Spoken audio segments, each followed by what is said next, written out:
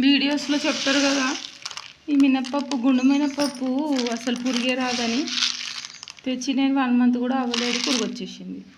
ఇది తినకండి, డబ్బాల్లో పెడితే పురుగు రాదు, ఖరాబ్ కాదు, తింటే మంచిది కాదు అన్నారు కదా. చూడండి ఎట్లా పురుగు వచ్చిందో. నేను పురుగు రాదని పట్టించుకోలేదు, అంత పురుగు వచ్చి పిండి పిండి అయిపోయింది. యూట్యూబ్లో ఏది చెప్తే నమ్మాలో ఏది నమ్మొద్దో అర్థం అవ్వట్లేదు. ఫెయిర్ అండ్ లవ్లీ వాడితే ఫేస్ ఖరాబ్ అవుతుంది అన్నారు, ఆ వీడియో కూడా పెట్టిన. అందరు వాడుతున్నారు, వాడండి అని సలహా ఇస్తున్నారు.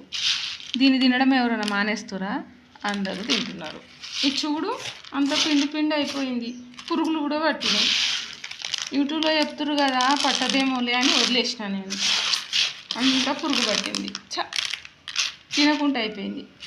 యూట్యూబ్లో చెప్పింది నమ్మాలా వద్దా ఇప్పుడు నాకు అర్థమవుతలేదు. నేను డబ్బులు పెట్టి తెచ్చుకున్నా గుండు మినపప్పు,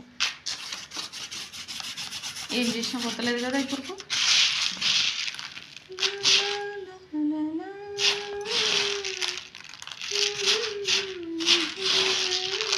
అన్నీ నీకు హోల్స్లో పురుగులు కూర్చున్నాయి. తినాలా వద్దా ఇప్పుడు? Better to throw or better to eat? I don't know what to do this.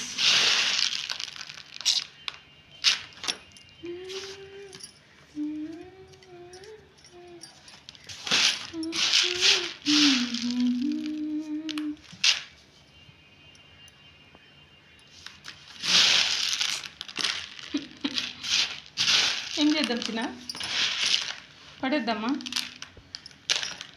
Friends ఒకసారి కామెంట్ చేయండి ఈ గుండు మినపప్పుని ఏం చేయాలో అని.